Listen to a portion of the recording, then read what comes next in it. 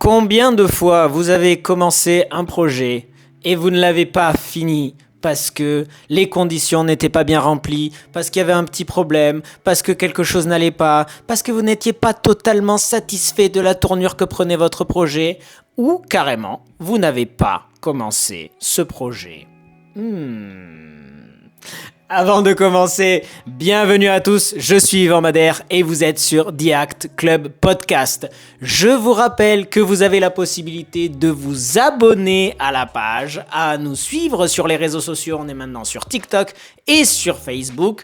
Alors, il y a une légère amélioration parce que maintenant, il y a 74% de gens au lieu de 82% qui ne sont pas abonnés mais qui continuent de regarder les vidéos. Donc faites un petit effort. Appuyez sur le bouton, ça vous prend 2 secondes et demie, et après moi, je suis tranquille. Et aujourd'hui, j'aimerais mettre les pieds dans le plat. Oui, j'aimerais mettre les pieds dans le plat.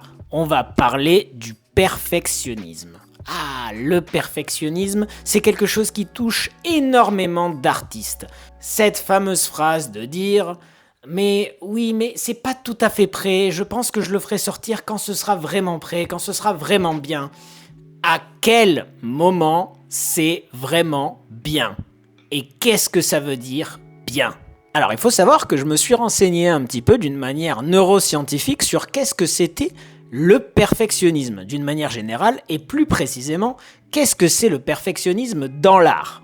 Alors, d'après mes recherches, il y a 2 systèmes principaux quand on crée quelque chose, quand on est créatif, quand on est artiste. Il y a 2 parties du cerveau qui s'activent quand on crée quelque chose. Il y a la partie créative, le réseau créatif qui est responsable de l'exploration. Donc c'est quand on improvise, on crée, on essaye, on expérimente. Et il y a la partie du cerveau du contrôle qui va juger, corriger, comparer. Et chez un artiste, bien sûr, on crée, on corrige, on précise, et là, ça devient une belle œuvre d'art. Chez l'artiste perfectionniste, il y a un déséquilibre dans le cerveau. Le cortex préfrontal, c'est-à-dire la partie qui est en charge du contrôle, va être suractivé pendant la partie créative et donc supprimer en quelque sorte la partie créative. Ce qui fait que, du coup, ça nous empêche d'aller jusqu'au bout dans notre création et d'être totalement libre.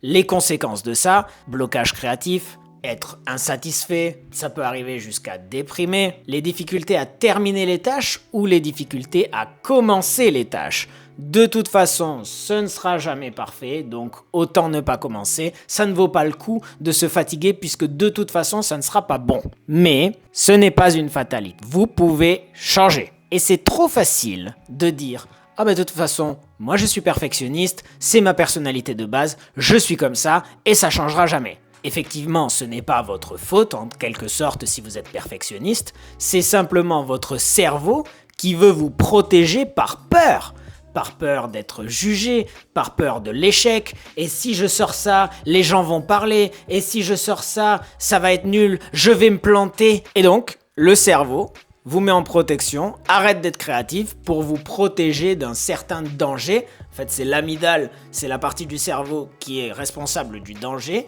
qui va se suractiver en disant « Oh là, attention, peut-être qu'on va nous juger, peut-être qu'on va rater, peut-être qu'on va se planter » et empêche le processus créatif. Quand on est artiste, d'empêcher le processus créatif, c'est un petit peu un problème. Je ne sais pas si vous êtes d'accord avec moi. Mais, bonne nouvelle, vous pouvez changer. Je vais le redire encore une fois. Vous pouvez changer. Ce n'est pas une fatalité d'être perfectionniste. Et on va voir ensemble comment arrêter d'être perfectionniste et arrêter surtout de procrastiner. Oui, je sais, vous avez vu le titre de la vidéo et vous vous êtes dit « Mais attendez, là il a parlé de perfectionnisme, mais il n'a pas parlé de procrastination. » En fait, pour moi, la procrastination, c'est juste par perfectionnisme la peur de commencer. Il y a 2 types de perfectionnisme. Il y a le perfectionnisme qui ne finit pas, c'est-à-dire que l'œuvre ne sera jamais assez bonne et on ne va pas la faire sortir parce qu'il y a encore quelques corrections à faire, il y a encore quelques corrections à faire, il y a encore quelques corrections à faire. Ou l'autre type de perfectionnisme, c'est de toute façon, ça ne sera jamais assez bien, donc je ne vais pas me fatiguer à commencer. Ça, c'est en quelque sorte mon problème, puisque avec les problèmes d'attention que j'ai, je me suis dit, mais si les conditions ne sont pas réunies, c'est mieux de ne pas commencer, parce que je ne vais pas me fatiguer, je ne vais pas fatiguer mon cerveau pour quelque chose qui, de toute façon, ne sera pas parfait. Et on ne commence pas. C'est abusé, vous êtes d'accord avec moi? Il y a une étape dans la vie auquel on a plus ou moins tous, voire tous, fait face. C'est-à-dire que quand on était enfant, on est passé de ramper à marcher. C'est-à-dire que vous êtes allé de quatre pattes, vous vous êtes levé pour aller commencer à marcher. Est-ce que vous avez commencé à marcher tout de suite? Non. Est-ce que vous vous êtes cassé la gueule? Oui. Est-ce que vous vous êtes cassé la gueule plusieurs fois? Oui. Et pourtant, votre cerveau de bébé ne s'est pas dit « Oh non, je me suis cassé la gueule une fois, je vais arrêter, de toute façon, marcher, c'est pas pour moi, je vais rester à ramper toute ma vie. » Non, le bébé, il y pense même pas à ça. Le bébé, il essaye, jusqu'à ce qu'il arrive à marcher. Et quand il arrive à marcher, tous les parents lui font « Bravo, bravo !» Et est-ce que quand vous avez essayé de marcher quand vous étiez bébé, les parents vous ont fait « dis donc, t'es tombé, t'es nul, t'es tombé !» Non, au contraire, ils vous ont encouragé, ils vous ont dit « Allez, c'est bien, continue. » Pourquoi vous faites pas la même chose avec vous-même? C'est quand même incroyable ça. Le cerveau n'est pas gravé dans le marbre. Il est modulable, il est modifiable et ça s'appelle la neuroplasticité. Et vous pouvez l'utiliser et on va voir ensemble comment pouvoir l'utiliser quand on est perfectionniste ou qu'on procrastine. Je discutais de ça avec le groupe d'acteurs avec lequel je travaille toutes les semaines. On se posait la question, à quel moment c'est assez bien? À quel moment, en gros, il faut lâcher prise? À quel moment on va pouvoir se dire « Ok, c'est bon, je vais pouvoir le faire sortir ». J'ai envie de donner cette phrase. Le mieux est l'ennemi du bien. Ça m'est arrivé plusieurs fois, notamment à l'époque où j'essayais de faire de la musique, ou par exemple quand je fais les étalonnages de mes courts-métrages, où je me dis toujours « Ouais, je peux faire mieux. » Et je finis inévitablement par faire pire que ce que j'avais fait au début. C'est-à-dire qu'il y a un moment où c'est bien, où je me dis « Ouais, là c'est classe, et je peux faire mieux. » Et quand j'essaye de faire mieux, je fais moins bien. Et à partir de ce moment-là, quand je commence à voir que ça va pas, là, oui, je me dis « Ok, ça sert à rien, le niveau est suffisant, je vais pouvoir le faire sortir. » Il faut également se dire que, en fait, quand on est artiste, oui, on peut se permettre d'être perfectionniste, mais quand vous êtes artiste dans le monde du travail, vous n'aurez pas toujours la possibilité d'être perfectionniste ou de procrastiner. En admettant, si vous êtes acteur et que vous êtes sur le set, vous faites une scène, vous jouez, vous n'êtes pas satisfait de ce que vous avez fait, mais le réalisateur dit « Ok, elle est super, on passe à la suite ». Est-ce que vous allez dire à Martin Scorsese « Marty, excusez-moi, je ne suis pas tout à fait sûr parce que je pense que peut-être j'aurais fait mieux. » Oh, les productions coûtent des millions de dollars. Ne faites pas perdre de temps à ces gens-là. Au bout d'un moment, il faut savoir se faire confiance. Vous vous êtes entraîné toute votre vie pour pouvoir arriver à ce moment. Donc au bout d'un moment, il faut savoir se faire confiance et laisser aller. Et je sais que chez le cerveau du perfectionniste, vous allez vous dire « Mais non, mais moi je peux pas laisser aller les choses, je peux pas, c'est pas possible, mon cerveau n'est pas fait comme ça. » Ne vous en faites pas, il y a quelques petites techniques que je vais vous donner pour pouvoir keep cool et se laisser aller. Comme toute chose, ça requiert de l'entraînement. À savoir qu'il faut entraîner votre cerveau à petit lâcher prise. Quand vous avez du temps libre, ça peut être des bonnes idées de s'entraîner à faire ça. Par exemple, vous donnez des règles un petit peu farfelues. Ou, par exemple, vous donnez des deadlines, c'est-à-dire s'auto-donner des deadlines. À savoir, je dois écrire un texte, je me donne jusqu'à lundi prochain, et lundi prochain, je dois le publier, quoi qu'il en soit. Dans n'importe quel état. C'est-à-dire que, comme il est, je dois le poster. Je me donne une règle à moi-même. Comme il est, je dois le poster. C'est la règle du Parkinson. Ou la règle de Parkinson. C'est la règle du Parkinson. Je sais plus.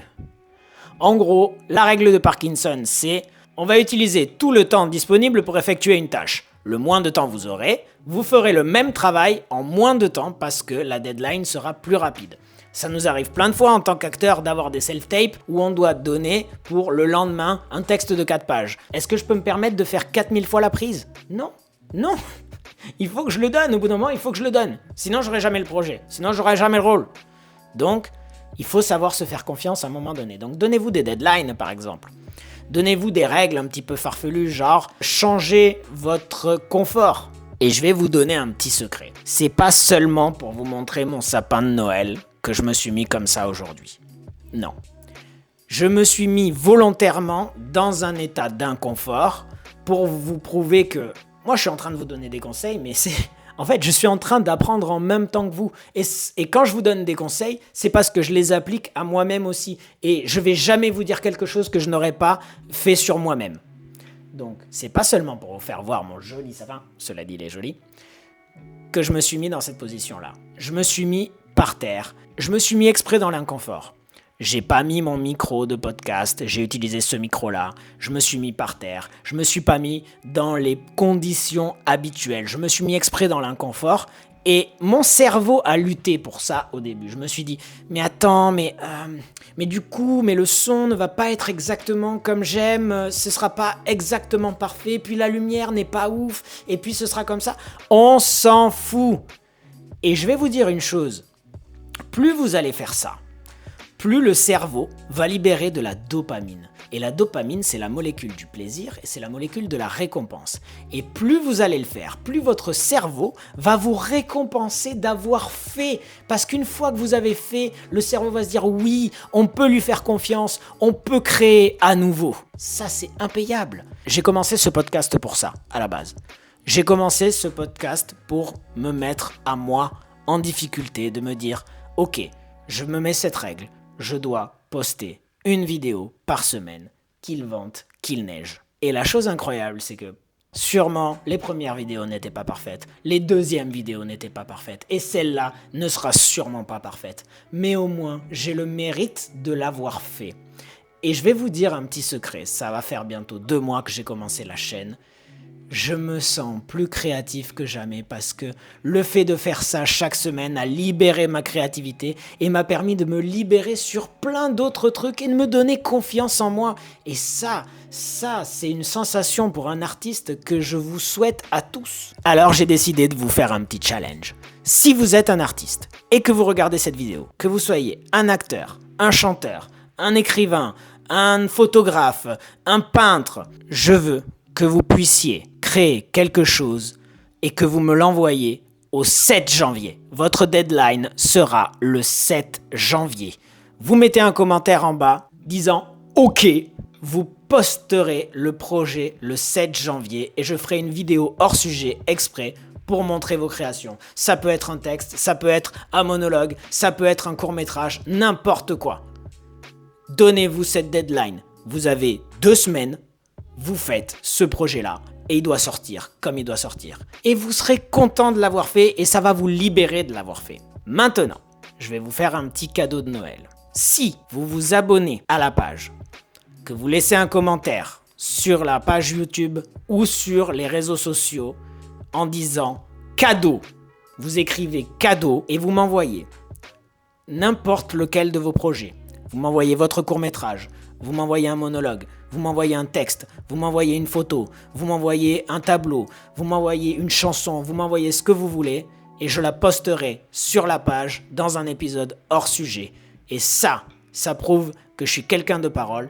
Et si je dis que les artistes, on doit se tirer vers le haut, je dois être le premier à me mettre en jeu et à vous mettre en valeur. Donc mon cadeau de Noël, si vous mettez cadeau, que vous vous abonnez à la page YouTube, que vous suivez sur les réseaux sociaux et que vous écrivez cadeau quelque part en commentaire, je posterai votre vidéo ou votre projet sur la page et je vous ferai de la pub. Voilà, c'est tout ce que j'avais à vous dire. Cet épisode est terminé, je me suis mis moi-même en jeu, vous avez vu, j'ai changé totalement ma disposition exprès, je suis assis par terre. Qu'est-ce qu'il y a ? J'ai un micro comme ça, j'ai pas mon micro de podcast, c'est pas grave, je l'ai fait quand même. Donc je vous souhaite des bonnes fêtes de Noël, je vous dis à l'année prochaine pour des nouveaux épisodes. Restez bien connectés à la page parce qu'il y aura des surprises en 2026. Oui, il y aura des surprises en 2026. N'oubliez pas de rejoindre le club parce qu'on a tous le droit au bonheur. Ciao.